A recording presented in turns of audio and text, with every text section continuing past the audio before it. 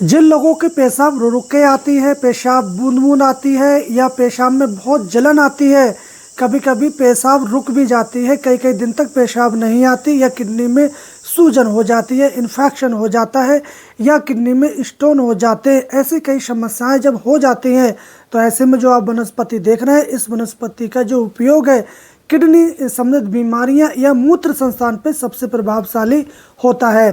तो ये वनस्पति कौन सी है, इसके क्या क्या फ़ायदे हैं, इसकी यूज विधि क्या है और इस वनस्पति की कौन कौन सी सावधानियां हैं, ये सारी जानकारी इस वीडियो में आज हम आपको बताने वाले हैं। तो आप हमारे साथ अंत तक बने रहें। तो स्टार्ट करते हैं समय न गंवाते हुए महत्वपूर्ण बात। तो दोस्तों, जो आप वनस्पति देख रहे हैं इसको हम छोटा गोखरू के नाम से जानते हैं और इस वनस्पति को आइडेंटिफाई करना बहुत ही आसान होता है क्योंकि ये भारतवर्ष में सभी जगह पाई जाती है और ये बारिश के बाद उगने वाली वनस्पति होती है और ये ज़मीन पर एक छाते की तरह फैल जाती है। ये कई कई मीटर तक लंबी हो जाती हैं इसकी डालियाँ और इसके जो पत्ते हैं आमने सामने चने के पत्ते के समान आपको दिखाई पड़ेंगे और कुछ उससे बड़े भी हो सकते हैं। और इसके जो फूल है पीले रंग के और इसके जो डंठल हैं या इसके जो पौधा है इसके ऊपर छोटे छोटे से कांटे लगे होते हैं और उसके पूरे जो कांड है उस पर छोटे छोटे रोए से भी दिखाई पड़ते हैं। तो ये इस प्रकार आप इस छोटे गोखरू की पहचान कर सकते हैं। और इसके जो फल है ये देख लें आप, इसमें 4 से 5 कांटे निकले होते हैं, ये नुकीदार होते हैं और ये काफ़ी तेज इसमें कांटे भी होते हैं इनके फलों में।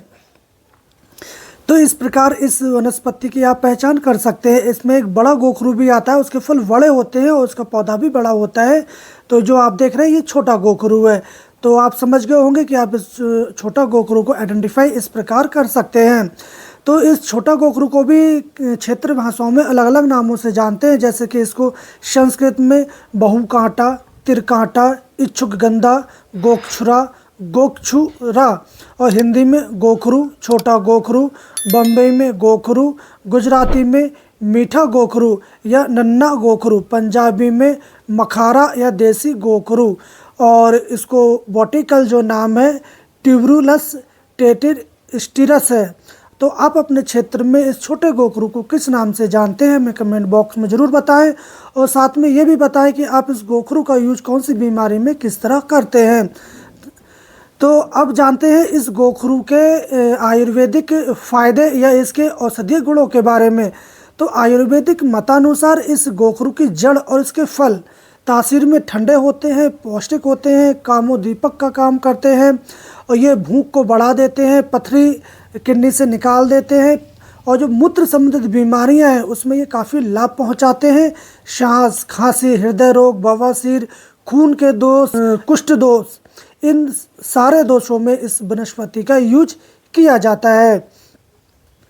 संस्थान को उत्तेजना देता है, दर्द को दूर करता है और ये बल बढ़ा देता है। मूत्र इंद्रियों की जो सूजन है, जो त्वचा की सूजन है उस पर डायरेक्ट ये असर दिखाता है। गोखरू की जड़ आयुर्वेद के सुप्रसिद्ध जो दशमूल क्वाथ आप बनाते हैं उसका एक अंग है।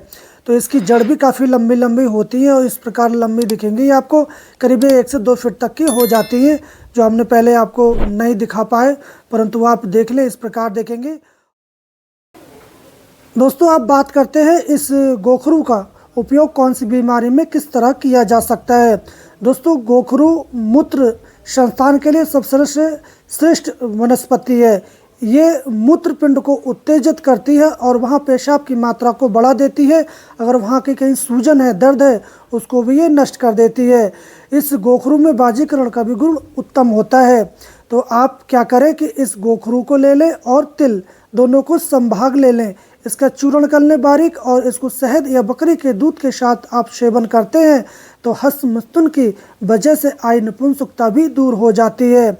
इसी में आप इस चूर्ण को आप 1 से 2 ग्राम की मात्रा में फंकियाँ मारते हैं लेडीज़, तो उनकी जो बांझपन है वो भी दूर हो जाता है। इस गोखरू का काढ़ा आप 50 ग्राम से लेकर 70 ग्राम की मात्रा में आप दिन में 3 से 4 बार पिला देते हैं तो आपके मशाने की जो जलन के साथ जो पेशाब आ रही थी वो भी दूर हो जाती है। इन फलों का चूर्ण और साथ में पत्तों का स्वारस आप दिन में 2 से 3 बार 20 ग्राम से लेकर 50 ग्राम की मात्रा में आप पिलाते हैं तो पेशाब में जो जलन है वो मिट जाती है। और इस गोखरू के पाउडर कर ले और इसमें करीब 6 ग्राम की मात्रा में आप मिश्री के साथ मिलाकर और फंकी देते हैं तो आपके पिरमे में भी दूर हो जाता है। और गोखरू में शतावरी के साथ औटाकर आप पिलाते हैं तो काम इंद्रियों की शक्ति भी बढ़ जाती है। इसी में आप इस गोखरू को 6 ग्राम की मात्रा में आप शहद के साथ मिलाकर चाटते हैं और ऊपर से बकरी का दूध भी पिला देते हैं तो आपकी जो मशाने की या आपकी जो किडनी की जो स्टोन है वो भी गल कर बाहर निकल जाती है। तो इस गोखरू का भी उपयोग चीन में अलग बीमारियों में करते हैं। वहाँ इस फलों को पौष्टिक मानते हैं और संकोचक का गुण भी रखा जाता है, ऐसा चीन में कहते हैं। तो चीन के लोग इसको खांसी, जुखाम, एनोचिक रजाशिरब या खून की कमी, नेत्र विकार, तो इस गोखरू की गोक्षरादि बटी भी बनाई जाती है जिसका उपयोग मूत्र संस्थान के लिए किया जाता है। अब बात करते हैं इस गोखरू को उपयोग करने से पहले इसकी सावधानियों को थोड़ा सा आपको देखना होता है या इसके नुकसान भी आप कह सकते हैं।